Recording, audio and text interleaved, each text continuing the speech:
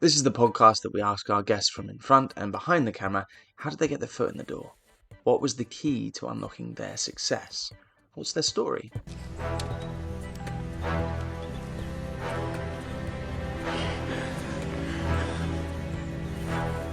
The name's Bond. James Bond. Our guest today has had a career that spans 5 decades. She discovered actors such as Daniel Day-Lewis, and she's chosen the last 3 007s. Having recently won a Casting Lifetime Achievement Award, she is undoubtedly one of the most influential casting directors in film. Join us as we ask her for her top pieces of advice for actors, why no one wanted to be an American werewolf in London, and who she would cast as the next James Bond. Our guest today is legendary casting director Debbie McWilliams. First of all, I want to say thank you for taking the time. I appreciate you're probably very, very busy. And I'm a huge fan of some of the films, some of the projects you've worked on. So this is a lot of fun for me. So thank you. To start off, how did, getting into casting, I've had a lot of casting directors on here, and it's very interesting to see, all the different routes people took, where that interest came from. And I just wondered, like, for you, how did this passion of, casting movies, where did that come from? Gosh, I don't know what to say. It was always there. I had a kind of innate ability to remember people's names and faces. And it was a sort of family joke that whenever we were watching the telly, everybody would say, "Well, who's that?" And I'd know exactly who it was, and I'd know what else I'd seen them in, but had absolutely no idea that there was a job which might match this seemingly useless talent. So it really wasn't until, much later on, and after I'd finished my education and everything, that I even considered what I wanted to do. And even then, I still had never heard the words casting or casting director. But I just happened, what I did know was that I wanted to work in theatre, was my passion at the time. And I left university, and back in those days of black and white, practically, you were expected to be a secretary. It didn't matter that you had a degree. Girls were secretaries.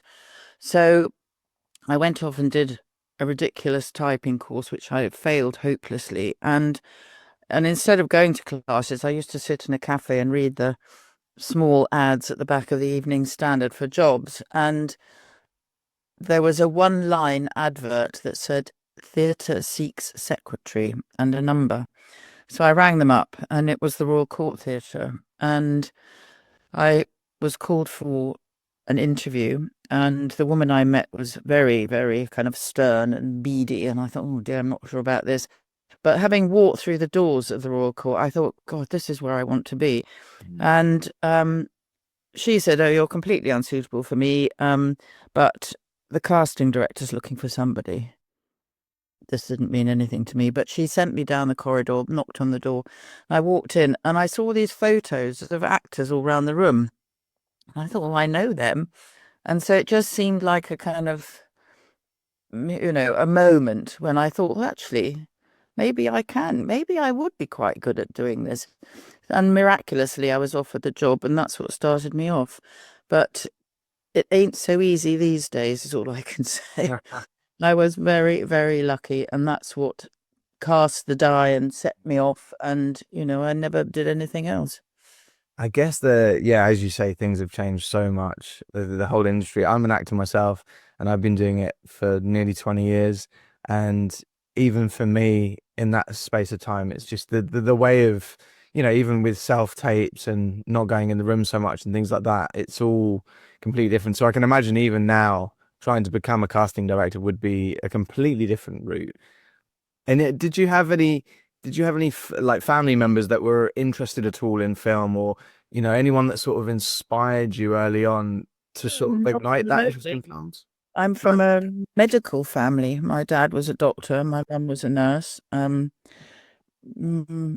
It just, didn't really feature at all. So no explanation there whatsoever. Has anyone in your family since be Oh, well, yes. how you. I'm afraid I've been a dreadful influence, and practically all the younger members of my family are now working in the film industry in one form or another. That's amazing, though. That must be quite a worrying, but a nice thing for you to think, well, I've obviously done a good enough job to think that they've looked at my things and gone, Well, oh. I'm not sure that their parents think like. Yeah, I mean, the film industry can be a tricky one. And I mean, you shot off to an amazing start. You've had such an incredible career, but the beginning, like getting that first, because obviously I always get confused with the casting system in terms of, becoming a casting director. You have to be in the casting department first, and then you move on to being a casting director. Is that how it works? Well, you do what I would call an apprenticeship with whoever you work for. And I was incredibly lucky after the Royal Court. I did various jobs here, there, and everywhere. But while I'd been at the Royal Court, I met a woman called Mary Selway, who was like the sort of doyenne of film casting. And she'd just come to do a couple of plays as a freelance person. And I got to know her, not particularly well, but, we knew each other enough to say hello. And I was working behind the box office at the Bush Theatre at the time. And she and another casting director called Patsy Pollock, who took over the job at the Royal Court, we used to come and see practically everything there. And they go, "What are you doing sitting here?" And I go, "Well, this is the only job I can find at the moment." And then out of the blue, Mary rang me up and said that somebody had fallen ill on a film that she was working on in the production office, and would I like to step in? So I hurtled up to what was then Lee Studios in Wembley. Actually, no, it wasn't in Wembley then. It was at the top of Ladbroke Grove. It doesn't exist anymore. Most of the places where I started off don't exist anymore. And so I worked there for a bit. And thought, oh, I think I like film. And then Mary just said, I think you better come and work with me now. So that was that. And I worked with her for about 4 years, I suppose. I mean, I'd already worked for about 4 years in various capacities. So I suppose my apprenticeship was about 8 years. And I think anyone who calls himself a casting director without having done their time, isn't what I would call a casting director. You have to, there's so much to know. There's so much to learn. You never, ever stop learning, ever. And, but it's really important to get that groundwork in, so that you know what you're doing and what you're talking about. And, the very essence of the job is that you are paid for your opinion and your knowledge. And if you haven't really established that, then I think you would flounder. So I put it all down to her, really. I guess there's always someone that will, in a successful career, there's always that person at the beginning that will champion them and sort of help you with the first few steps. Can you, going off on a complete side note, but I was just thinking when you were talking about that there, you have this knowledge and you have all this experience. Can you sit down and watch film and enjoy it without kind of pulling it apart and thinking, oh, I've seen them in this, or I know that person from that, or I've cast him and that? It's the problem, I have to say. Which is why one of your questions that you sent me was, what things do you like watching? I have to say it's films not in the English language and with actors who I don't know at all. And that's when I can get lost. That's when I have my willing suspension of disbelief. I can't do that if I'm watching something where I know all the actors and know how difficult they've been, or how they've had an affair with somebody, or I don't know, that all the sort of background stuff, drama behind. which I didn't know that. No, I can imagine. I find it, my growing up, my mum and dad both in the industry. So my mum was makeup and my dad was camera, and so watching a film with both of them picking apart either the makeup or the camera shots, And then when I became an actor, I realized I was doing it, picking up on the acting, and then we just stopped watching films together. It's too much. Yeah, you can't concentrate after a while if you've got so many people in a room with different opinions about different things. But in terms of, the first few jobs, and you had Superman 2 and Hawk the Slayer, which Oh, don't. quite early on. Those two projects, I mean, that's a flying start. Well, that was very much largely thanks to Mary, I have to say. Well, because when we worked together at Twickenham Film Studios, our next door neighbour there was Richard Lester, who I became very good friends with, and which I could hardly believe myself, having as a teenager gone to see the Beatles films and all that stuff.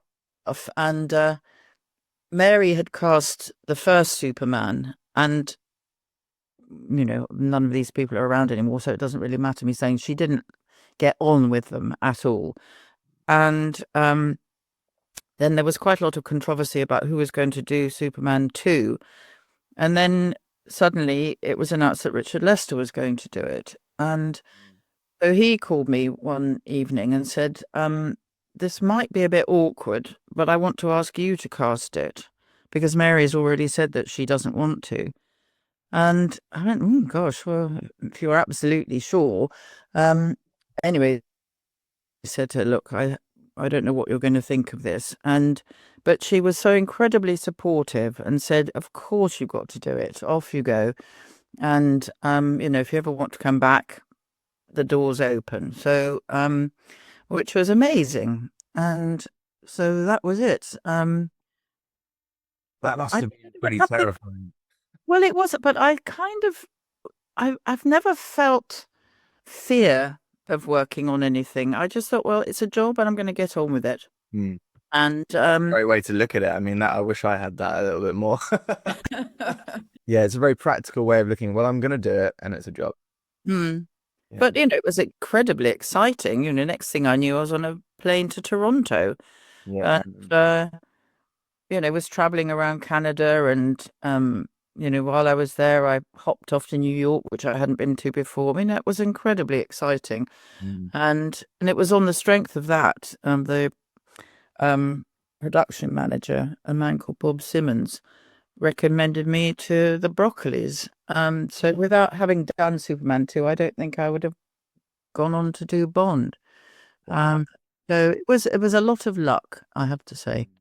That's incredible. That it's a real sliding doors moment. That I sense that Superman 2. I love that film. It's something that I watched so much as a kid, but I never do my homework for this.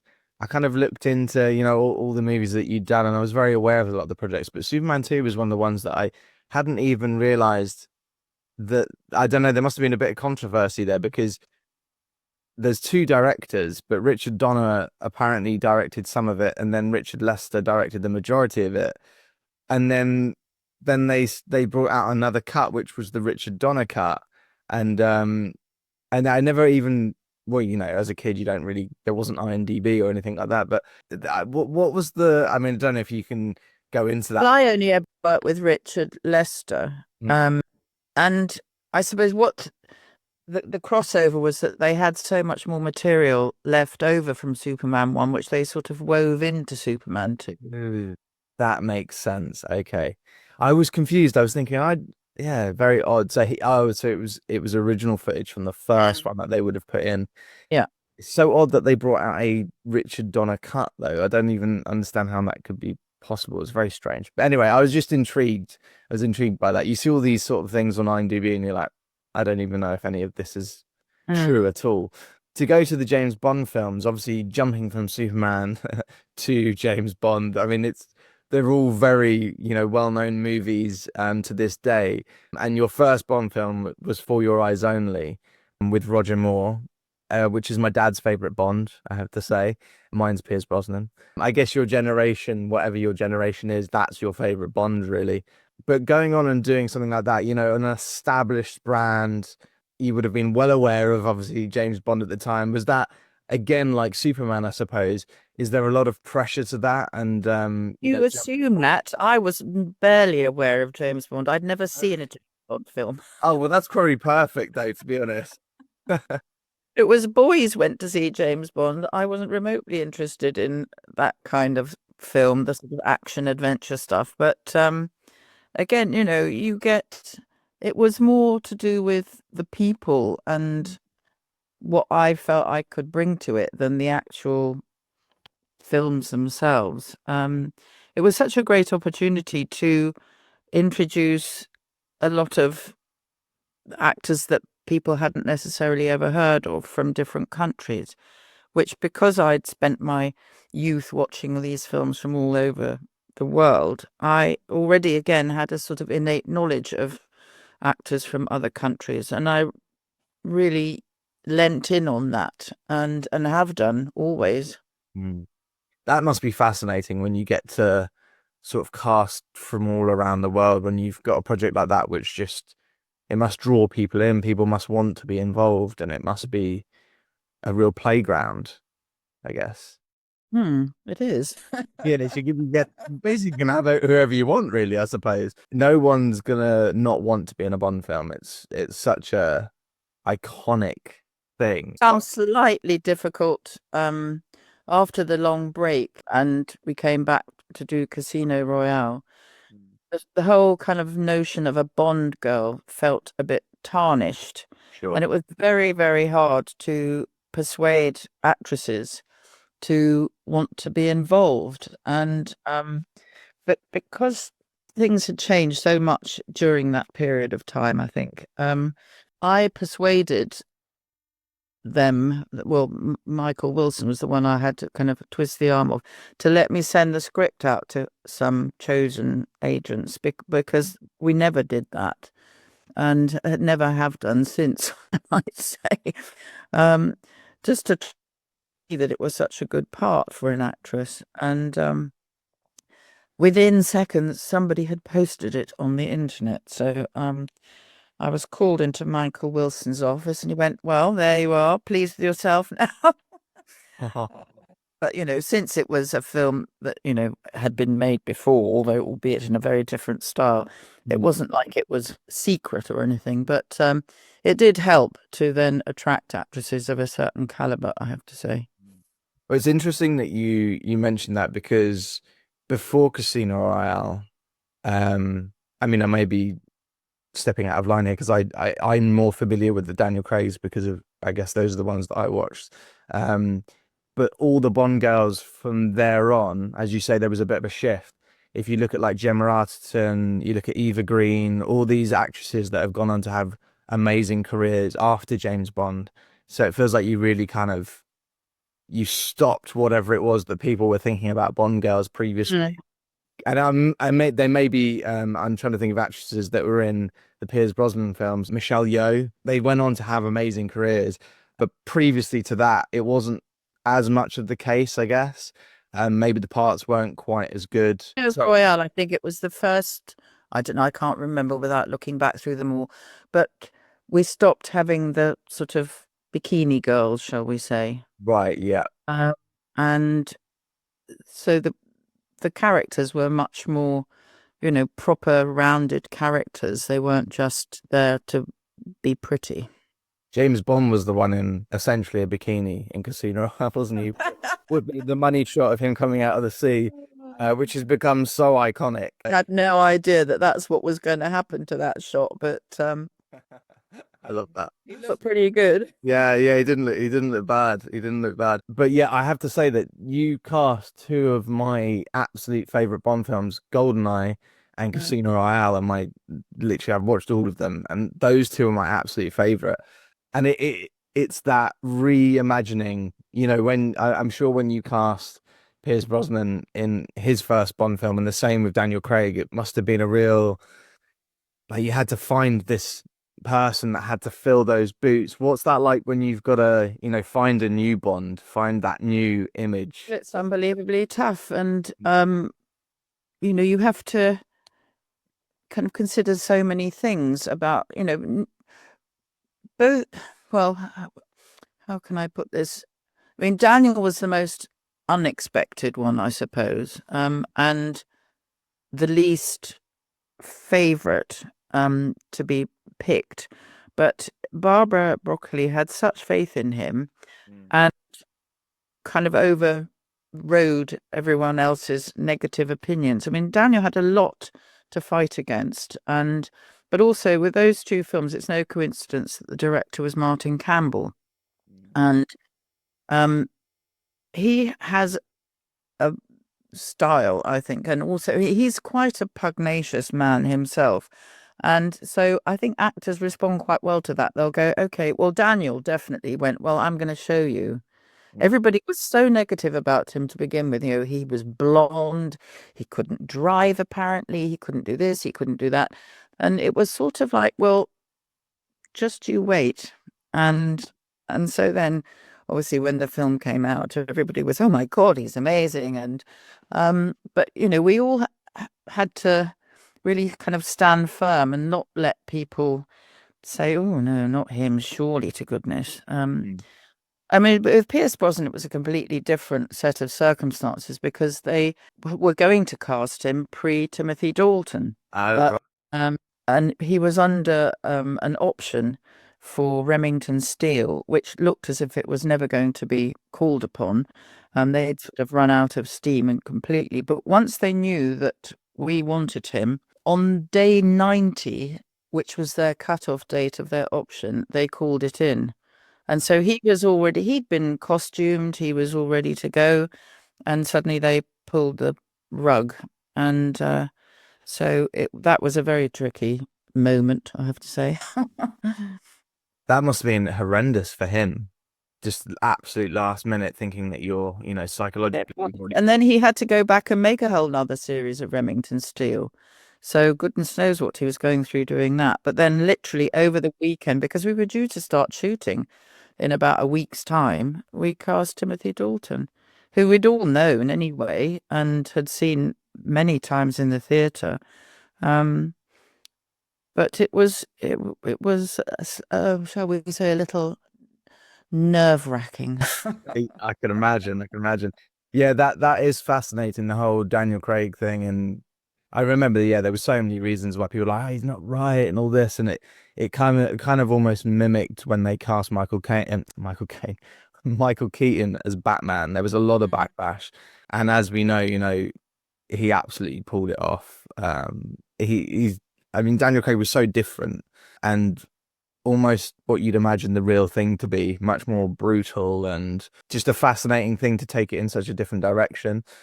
While we're talking about Casino Royale, and I will move on because you've done so many other great projects, but while we're on Bond, I just want to ask, there's been several rumours about the fact that Pierce Brosnan was potentially going to stay on and do Casino Royale. Is that...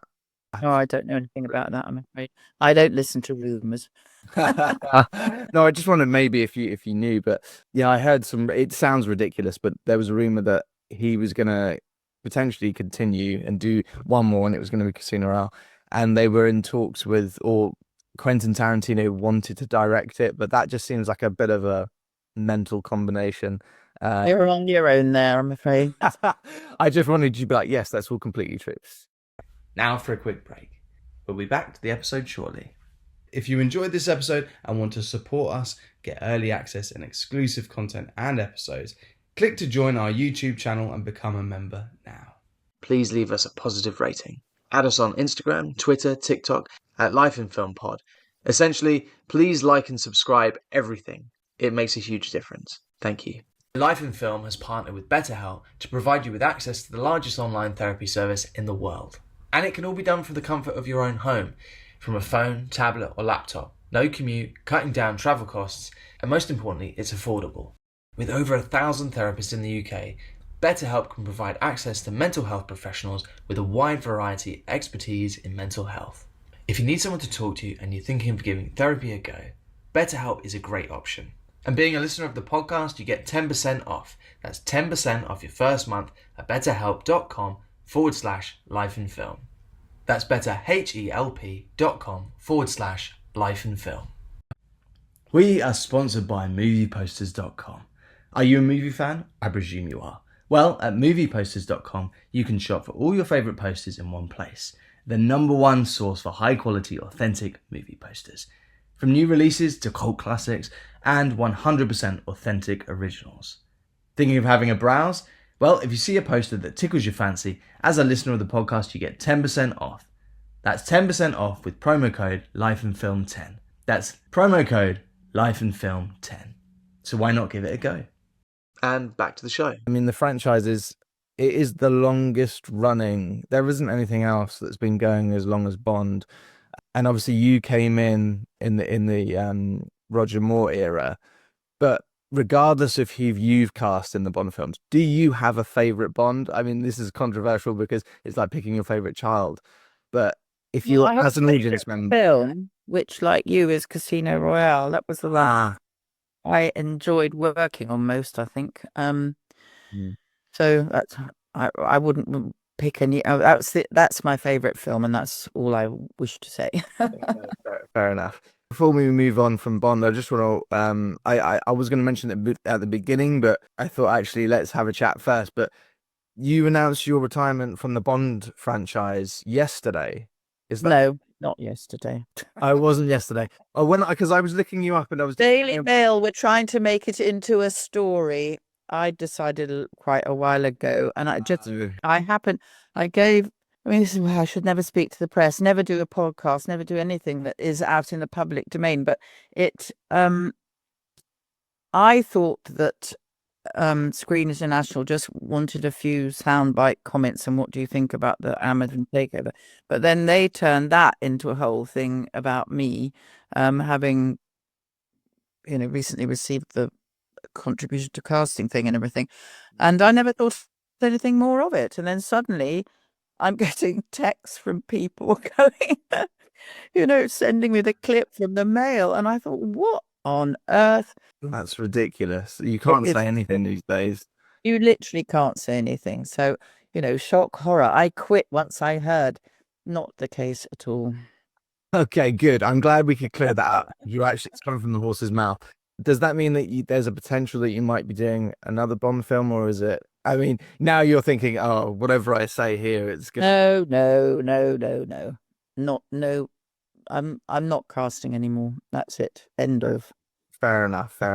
But to move swiftly on, I want to move on to, because there's so many other films that you've done that are amazing. The one that really pops up is something that absolutely terrified me as a child. I think it was one of the first sort of horror films I watched, which was American Werewolf in London. Bond, American Werewolf, like, it couldn't be any more different. It's such an amazing film. Working on a project like that, did you have any inkling that it was ever going to turn into what it was? It's become a real sort of cult classic. Absolutely not. Trying to cast anybody in that was so hard because everyone thought it was complete nonsense. And in fact, one particular actor whose name I won't mention, I sent the script to, and he wrote a personal letter back to me saying he'd never been so offended in his life. Wow. I bet he ate his foot when he saw. I'm sure he did. Bill. It's a real it haunted my dreams for many years after I watched it too young.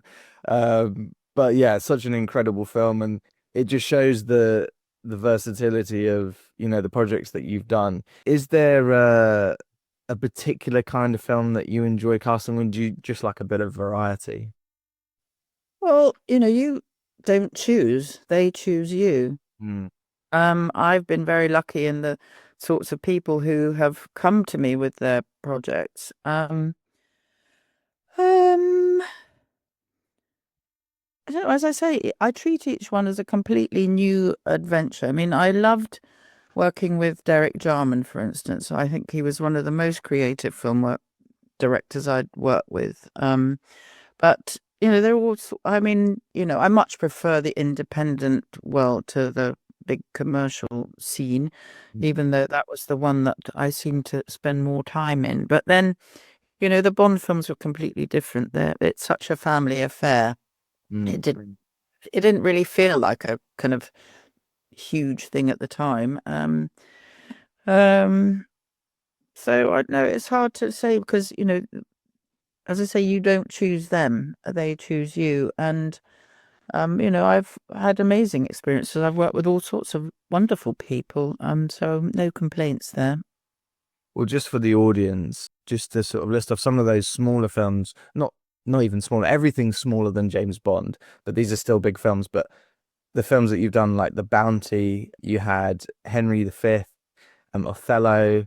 So again, very different sorts of projects.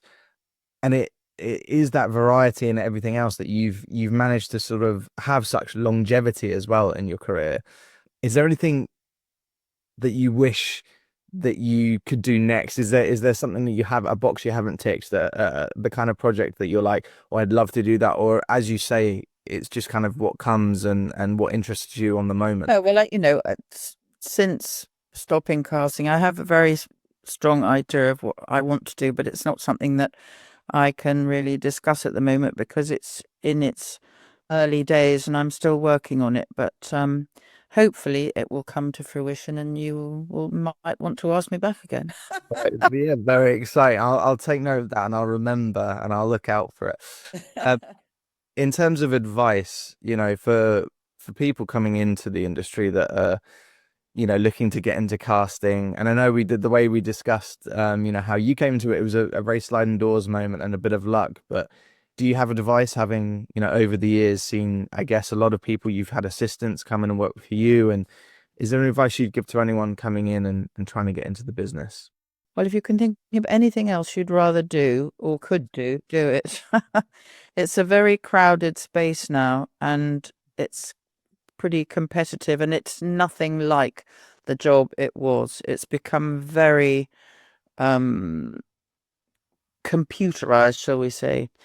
Since COVID, people don't seem to meet each other anymore. People don't talk to each other anymore. And it's become this kind of hide behind your computer thing, which I think is a terrible thing.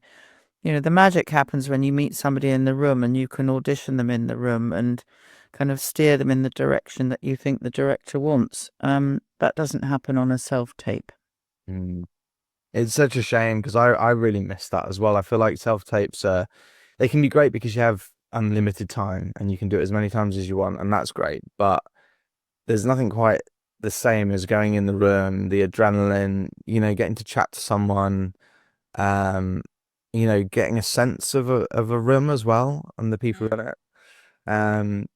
Is that something, is it quite rare now I guess when you do callbacks and stuff, it's in the room, but is it primarily self-tapes now? It seems to be. I can think of nothing worse, frankly, than sitting through days and days of self-tapes. Nothing replaces the face-to-face meeting. Yeah, no, of course. Is it true? People say that, especially with, the self-tape, it's kind of the first 5 seconds you kind of know that someone's right. Because we get told now that, if you're doing a tape, do something interesting in the first 5 seconds, otherwise they're not gonna bother watching the rest of it, which it's a bit disheartening. I can't give away people's secrets, I'm afraid. Okay, I'll take that as a yes. Yeah, no, it's mad how it's changed in that way, because I suppose it could still be similar when you go into a room. You kind of know what you're looking for and you can immediately kind of go, yeah, maybe they're not right for this one. But in terms of, advice to actors, if they're doing a tape or if they're lucky enough to come in the room, do you have advice for them? It's impossible to say. I mean, either you fit the part or you don't. And it's such a subjective thing. It's very hard to quantify, qualify, or put your finger on what it is. That's the magic of casting. Somebody walks through the door and they're it, and somebody else isn't. I don't know how you prescribe that, but obviously, the thing about being confident without being overconfident, knowing what it is that you're there for, and feeling sort of on an equal footing, that you're not the lamb to the slaughter, which I think do feel. I think if you go in the room thinking, well, I'm I'm going to get much more likely to than if you are sort of cowering at the door, going, "Oh my God," you know, you have to want to do it, and I think a lot of actors find that quite hard, and it is quite brutal sometimes, but it's the age-old method that we always used, until I suppose you become much more established, and then people will just offer you the part. But that hasn't happened that often on the things that I've worked on. Mm. It's generally, well, on every Bond film, you had to be met first. Nobody was ever really offered it off the bat like that. Mm. So, I don't want to steer back to Bond, but I do, now you've said that, I want to ask one more question about it. It must be fun getting to cast the villains, because they can be really quite fruity on a James Bond film. You can give them, a certain look, and it's okay because it's a Bond film. You can, you really go there. That must be a lot of fun. it is, but again, it's always it's you're having to sort of try and almost better the last one to fulfill the expectation of the audience, and nobody ever agrees.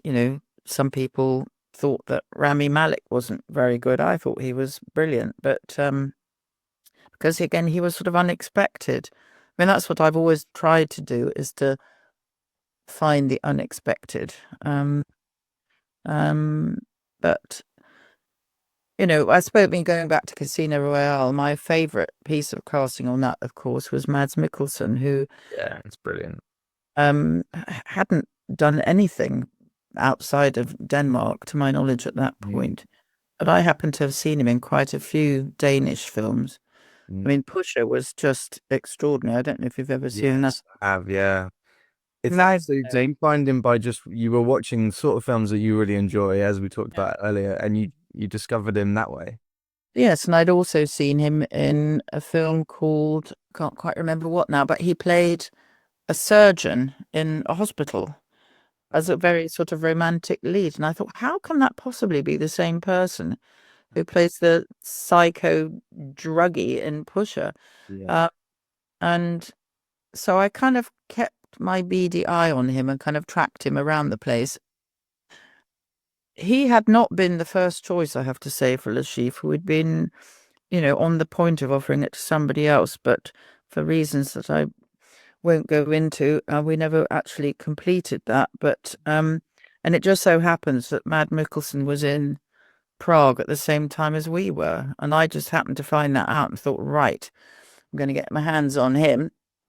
And so I met him, and then I told Barbara, and she said, well, get him down here quick, because we were so close to.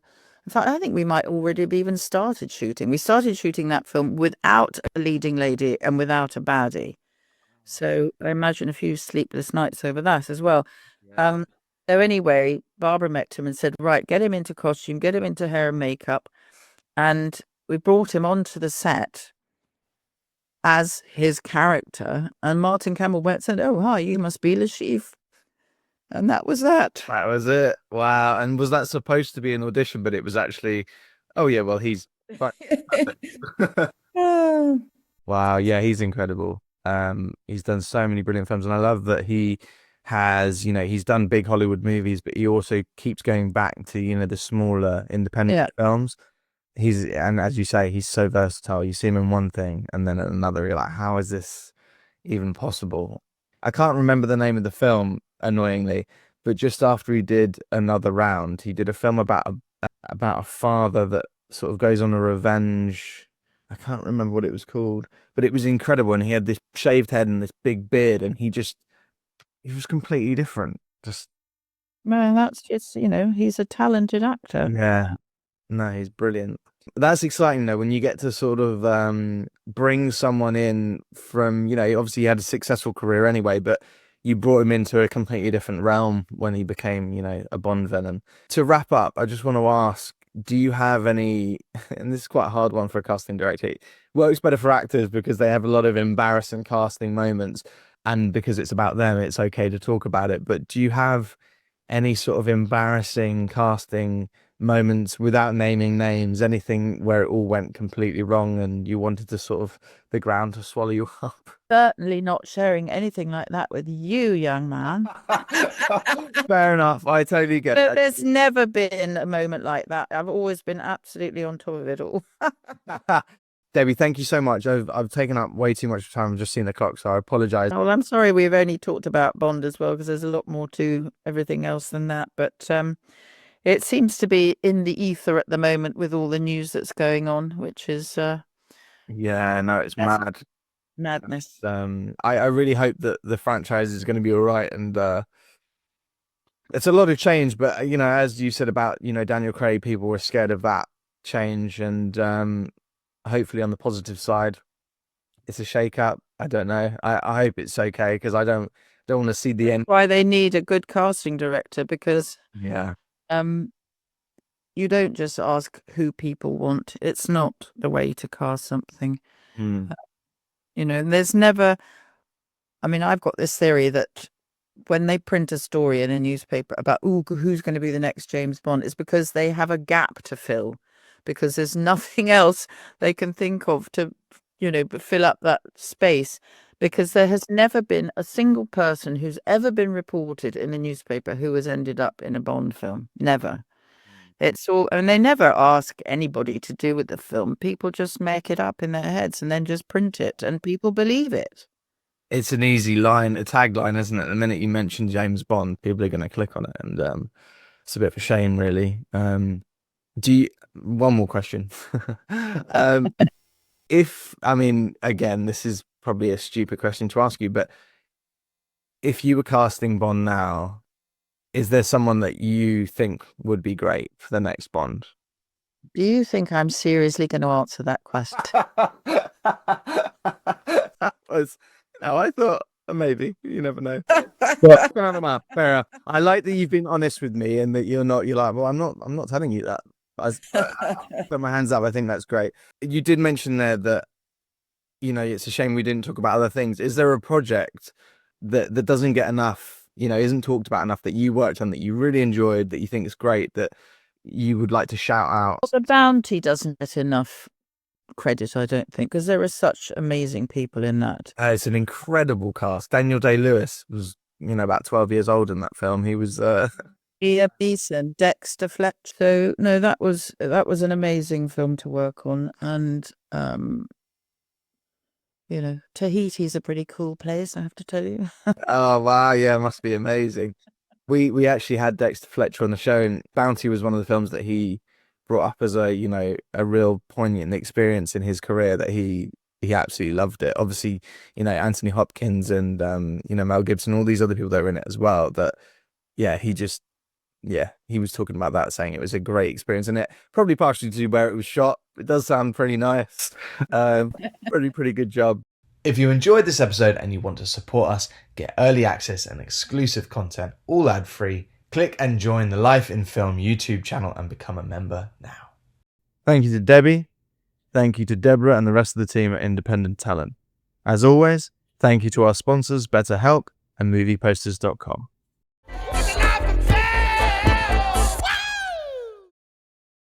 Yeah, Debbie, thank you so much again. When you get your next project that you say you've got in the works, the next thing that you're doing, I would love for you to come back on and we can have a chat about some of the other projects as well. But Okay. We've run out of time today. But All right. Well, thank you very much indeed. Okay. And, have a lovely day and take care. Yeah. Same to you. Bye-bye. Cheers. Bye.